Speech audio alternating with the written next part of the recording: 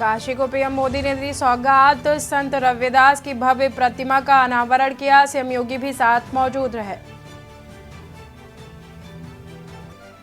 बहन की ससुराल से राहुल आज न्याय यात्रा की शुरुआत करेंगे। मुरादाबाद में प्रियंका और आगरा में अखिलेश यादव शामिल होंगे। यूपी में 13 एमएलसी सीटों पर चुनाव का ऐलान। 4 मार्च से शुरू होगा नामांकन। 21 मार्च को वोटिंग की जाएगी। उसी दिन आएंगे चुनाव के नतीजे। जेल में बंद सपा विधायक नहीं डाल पाएंगे वोट। इरफान सोलंकी की याचिका खारिज। कोर्ट ने कहा कैदियों का वोट देना मौलिक अधिकार नहीं। अलीगढ़ नगर निगम बोर्ड अधिवेशन में जमकर हंगामा। विपक्षी दल के पार्षदों ने कुर्सी और मेजें चलाई। 520 करोड़ रुपए का बजट पेश होने पर बवाल। पछुआ हवा से रात का पारा लुढ़का। 4 डिग्री तक पारा गिरा। यूपी में सर्द हवाओं ने बढ़ाई ठंड। आप देख रहे हैं के न्यूज, खबरों का सारथी। नमस्कार, मैं हूं आपके साथ सोनम सिंह और आप देख रहे हैं के न्यूज इंडिया। वक्त हो गया है खबर उत्तर प्रदेश का। रुख करेंगे खबरों का। प्रधानमंत्री नरेंद्र मोदी ने शुक्रवार को वाराणसी दौरे पर रहे और इस दौरान पीएम मोदी ने एक जनसभा को इंडी गठबंधन और राहुल गांधी पर जमकर निशाना साधा। जनसभा भी की। उन्होंने कहा कि कांग्रेस के युवराज काशी की धरती पर आकर काशी और यूपी के युवाओं को नशेड़ी कह रहे हैं। जिनके अपने होश ठिकाने नहीं है वो मेरे काशी के बच्चों को नशेड़ी कह रहे हैं। अरे परिवारवादियों, ऐसा पीएम ने कहा। यूपी का भविष्य युवा बदल रहे हैं। प्रधानमंत्री ने विपक्षी गुट इंडिया की निंदा करते हुए आगे क्या कुछ कहा वो भी हम आपको बताते हैं। विपक्षी गठबंधन लोगों जाति के नाम पर भड़काने और लड़ाने में भरोसा रखते हैं, पीएम ने कहा। देखिए रिपोर्ट। एक बार फिर से प्रधानमंत्री नरेंद्र मोदी ने शुक्रवार को विपक्षी गुट इंडिया की निंदा करते हुए कहा कि विपक्षी गठबंधन लोगों को जाति के नाम पर भड़काने और लड़ाने में भरोसा रखता है। उत्तर प्रदेश के माननीय मुख्यमंत्री हमारे देश में जाति के नाम पर उकसाने और उन्हें लड़ाने में भरोसा रखने वाले इंडी गठबंधन के लोग दलित वंचित के हित की योजनाओं का विरोध करते हैं। और सच्चाई ये है कि ये लोग जाति की भलाई के नाम पर अपने परिवार के स्वार्थ की राजनीति करते हैं। उन्होंने आरोप लगाया कि विपक्षी नेता ऊंचे पदों पर दलितों और आदिवासियों को बर्दाश्त नहीं कर सकते। आपको याद होगा जब देश में पहली आदिवासी महिला राष्ट्रपति बनने के लिए महामहिम द्रौपदी मुर्मू जी चुनाव लड़ रही थी, तो किन किन लोगों ने उनका विरोध किया था? किन किन पार्टियों ने उन्हें हराने के लिए सियासी लामबंदी की थी? वे सब की सब यही परिवारवादी पार्टियां आई थी जिन्हें चुनाव के समय दलित, पिछड़ा, आदिवासी अपना वोट बैंक नजर आने लगता है। हमें इन लोगों से इस तरह की सोच से सावधान रहना है। पीएम मोदी ने अपनी संसदीय सीट वाराणसी में 13,000 करोड़ रुपए से ज्यादा की परियोजना का उद्घाटन और शिलान्यास किया। फिर रैली में उन्होंने कांग्रेस पर वंशवादी राजनीति करने का आरोप लगाया। उन्होंने कहा कि पार्टी को भगवान राम से नफरत है। धन्यवाद। अब आज के इस विशेष परिवारवादी युवा हमेशा परिवारवादी युवा शक्ति से डरते हैं, युवा टैलेंट से डरते हैं। उनको लगता है कि सामान्य युवा को अवसर मिला तो वो हर जगह चुनौती देगा। इनको वही लोग पसंद आते हैं जो उनकी दिन रात जय जयकार करते रहें। पीएम मोदी ने राहुल गांधी के उस बयान की आलोचना की जिसमें उन्होंने वाराणसी की सड़कों पर नशे में लोग कहा था। मोदी ने कहा कि जो लोग खुद होश में नहीं हैं, वे युवाओं को नशेड़ी कह रहे हैं। कांग्रेस के युवराज परिवार ने क्या कहा? वो कह रहे हैं और काशी की धरती पर आके कह रहे हैं, काशी के नौजवान, यूपी के नौजवान नशेड़ी है। ये कैसी भाषा है भाई? मोदी को गाली देते देते तो इन्होंने 2 दशक बिता लिए, लेकिन अब ईश्वर रूपी जनता जनार्दन पर, यूपी के नौजवानों पर ही ये लोग अपनी फ्रस्ट्रेशन निकाल रहे हैं। प्रधानमंत्री ने कहा कि मोदी गारंटी के हिस्से के रूप में भारत 5 सालों में विकास का शानदार मॉडल बन जाएगा। अगले 5 वर्षों में देश इसी आत्मविश्वास से विकास को नई रफ्तार देगा, देश सफलताओं के नए प्रतिमान गढ़ेगा और ये मोदी की गारंटी है। आपके पीछे वाले भी यहाँ मंच से जो कार्यक्रम होने वाला है वे देख सके। मोदी ने वाराणसी में रोड शो किया। उन्होंने संत गुरु रविदास की जन्म की जगह का दौरा किया और संत की 647वीं जयंती के साथ की आपको बता दें कि संत निषाद से खास बातचीत हुई है। इंडिया गठबंधन को लेकर बड़ा बयान उन्होंने दिया है। उन्होंने कहा कि इंडिया गठबंधन बना तो जरूर था, लेकिन अब आप भी देख सकते हो कि ममता बनर्जी कहाँ है, जयंत चौधरी कहाँ है, सब अपनी अपनी जुगाड़ में लगे हुए हैं। 2024 लोकसभा चुनाव में एनडीए की घटक दल 400 से ज्यादा सीट जीतने जा रहा है। प्रधानमंत्री नरेंद्र मोदी और उत्तर प्रदेश के मुख्यमंत्री योगी आदित्यनाथ जनता पर लगातार भरोसा, उनके ऊपर जनता लगातार भरोसा कर रही है। आपको बता दें कि क्यू न्यूज के साथ कैबिनेट मंत्री संजय निषाद की बातचीत हुई है। क्या कुछ उन्होंने कहा है आपको सुनाते हैं। उत्तर प्रदेश सरकार के कैबिनेट मंत्री संजय निषाद जी हैं, उनसे बात करेंगे। सर, जिस तरह से लगातार इंडिया गठबंधन के माध्यम से चुनाव लड़ने की तैयारी थी, अब कहीं ना कहीं टूटने की कगार पर।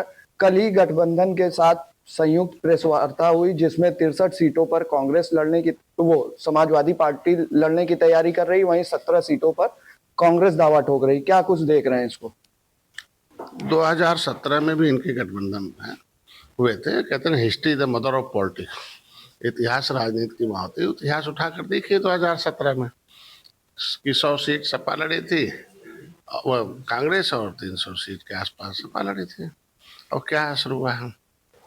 हम लोग सुचिता की राजनीति करते हैं, हम लोग अपने गठबंधन के बारे में करते हैं। हम लोग एनडीए के पार्ट हैं और एनडीए ने तय किया है कि मोदी जी के नेतृत्व में चुनाव लड़ना है और फिर से उन्हें प्रधानमंत्री बनाना। मोदी जी की जो गारंटी है वो जन जन तक पहुंचे और जनता जनार्दन होती, जनता जज होती, जनता फैसला लेती है लोकतंत्र में। इसलिए जनता ने फैसला लिया है, तब सपा बसपा कांग्रेस खत्म हुई है, मोदी जी आए। और जनता इसीलिए लगातार फैसला मोदी जी पक्ष में ले रही है कि मोदी जी जनता के पक्ष में फैसला ले रहे हैं, इसीलिए जनता खुश होकर हमें एनडीए को दे रही है। यह लोग कुछ व्यक्तियों के पक्ष में फैसला लेते थे और जनता का वोट लेने के बाद जनता को भूल जाते थे, तो जनता भी अब लगभग भूल गई है, इसलिए लोगों को इकट्ठा होना पड़ रहा है और कुछ है नहीं। सर, बात की जाए स्वामी प्रसाद मौर्य की, जो बड़े नेता हैं, बड़ा वोट बैंक रखते हैं, हालांकि चुनाव तो नहीं जीत पाए, लेकिन अब नई पार्टी का ऐलान करने जा रहे हैं और ताल कटोरा मैदान से आज इसका ऐलान होगा। गरीब शोषित पार्टी, क्या कुछ देख रहे हैं इसको?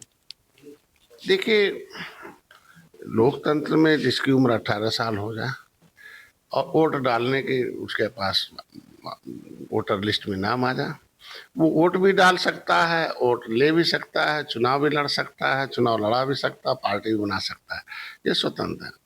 लेकिन पार्टी वही जनता के बीच में सफल होती है, उसकी विचारधारा क्या है। तो हर एक तरह के विचारधारा की पार्टी जनता तक पहुंच गई है, लेकिन उन विचारधाराओं के माध्यम से जनता उनके पास है। तो आज जो भारत की राष्ट्रवादी विचारधारा है, क्योंकि राष्ट्र एक बड़ा सवाल है, लोकसभा का चुनाव राष्ट्र का चुनाव होता है, दुनिया में विकास का चुनाव होता है, नीतियों का चुनाव होता है, सबको सम्मान, मान सम्मान, सुरक्षा, समृद्धि का चुनाव होता है। ये चीज़ें हमारे मोदी जी के साथ है, हमारे एनडीए के साथ है।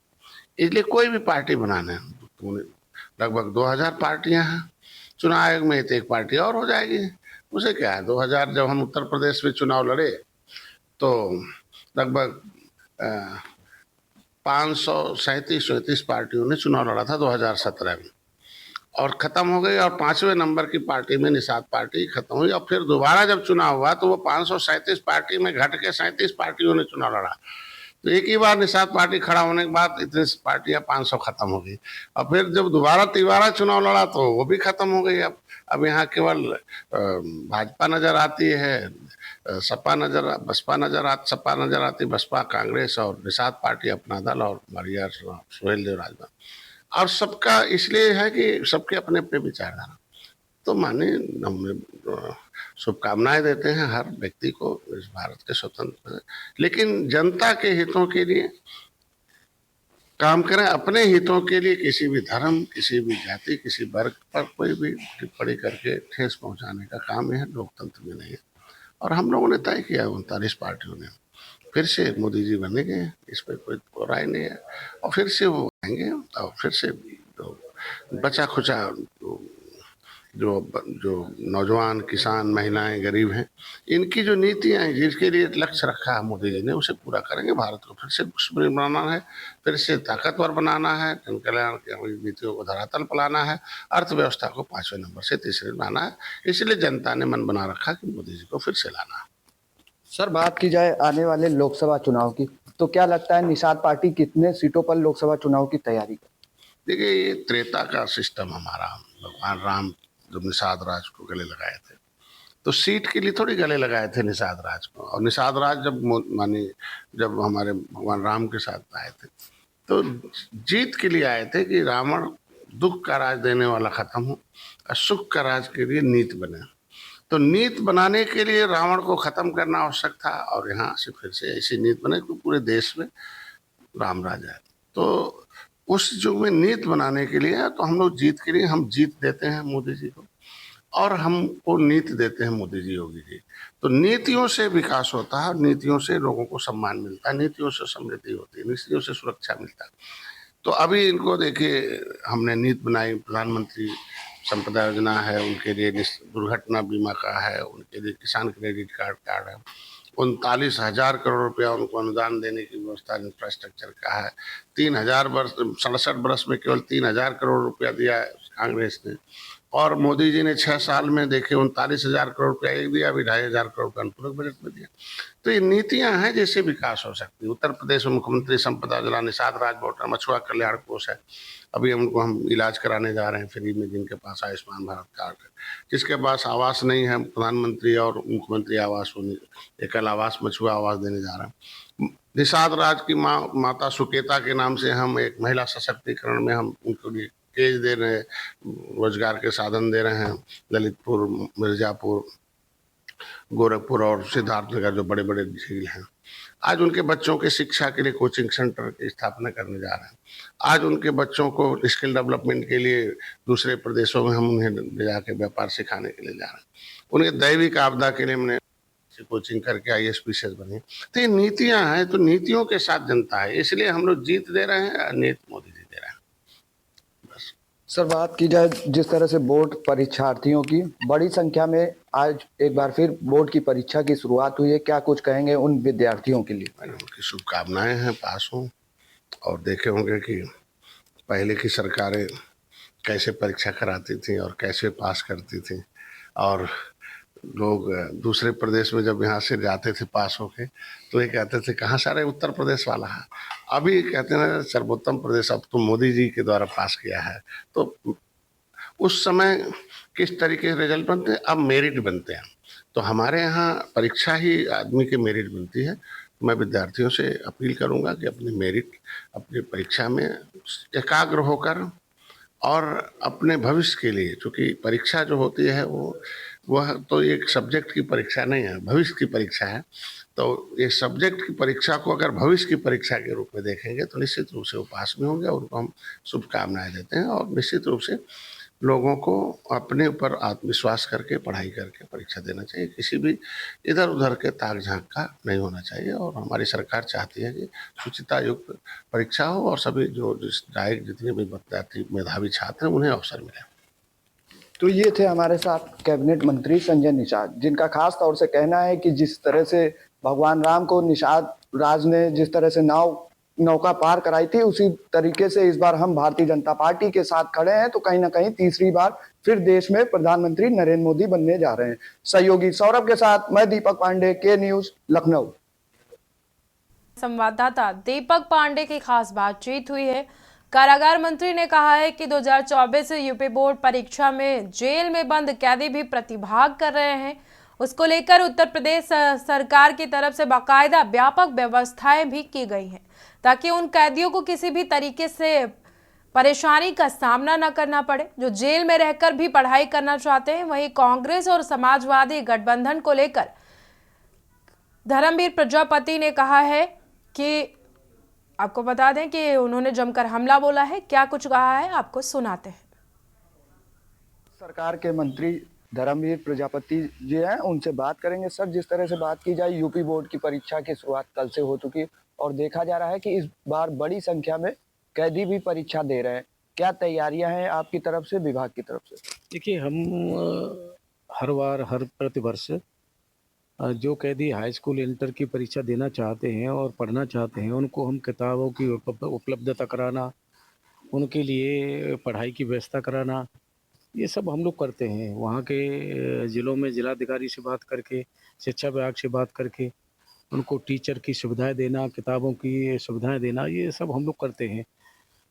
22-23 में जितने हमारे हाई स्कूल इंटर में परीक्षा दी थी कैदियों ने, 90% उसमें से उत्तीर्ण हुए थे।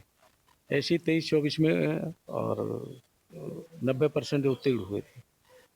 तो ये स्थिति है कैदियों की और हम उन कैदियों का पूरा ध्यान रखते हैं और जो भी व्यवस्थाएं हो सकती हैं हम लोगों से, वो व्यवस्थाएं उन्हें देने का काम करते हैं। हम नहीं चाहते कि उनका किसी तरह से भविष्य खराब हो। हम चाहते हैं कि किसी भी कारण से वो जेल में गए हैं और पढ़ना चाहते हैं तो उनको हमारी तरफ से व्यवस्थाएं दी जाती हैं। सर, बात की जाए अगर उत्तर प्रदेश की या लोकसभा चुनाव की, तो आने वाले समय में लोकसभा के चुनाव, ऐसे में देखा जा रहा है कुछ जो एक गठबंधन बना था, इंडिया गठबंधन, अब कहीं ना कहीं टूट तो रहा ही है, लेकिन ये देखा जा रहा है कि आज आगरा में अखिलेश यादव भी शामिल होने जा रहे हैं राहुल गांधी की यात्रा में। देखिए, पहले भी इस बार कांग्रेस और उनका सपा का गठबंधन की स्थिति जो जानकारी मिली है, पहले भी हमने 2 लड़कों की जोड़ी के साथ हम लोग चुनाव में गए थे। उस समय भी हमारी प्रचंड बहुमत के साथ सीटें आई थी और सरकार हमारी बनी थी। उससे पहले बुआ भतीजी की जोड़ी भी हमने देखी थी और वो भी, उसमें भी उत्तर प्रदेश की जनता ने हमें आशीर्वाद दिया।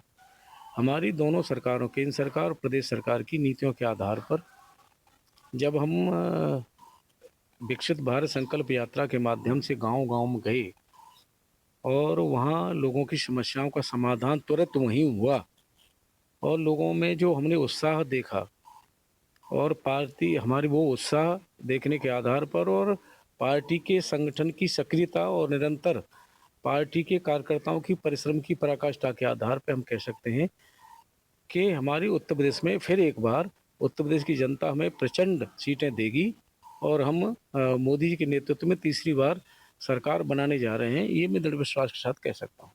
सर, बात की जाए 2024 लोकसभा चुनाव की, ऐसे में लगातार देखा जा रहा है कि आप लोग की तरफ से अभियान भी चलाया जा रहा है। आज एक अभियान की शुरुआत होगी, दलित बस्तियों में जाना है, संवाद करना है। किस तरह से ये संवाद रहेगा और किस तरह से भारतीय जनता पार्टियों की नीति को दलित बस्तियों में प्रचार प्रसार करेंगे? देखिए, हम ये हमारा निरंतर रहती है। पहले भी हम लोग बस्तियों में पहले भी जाते रहे हैं।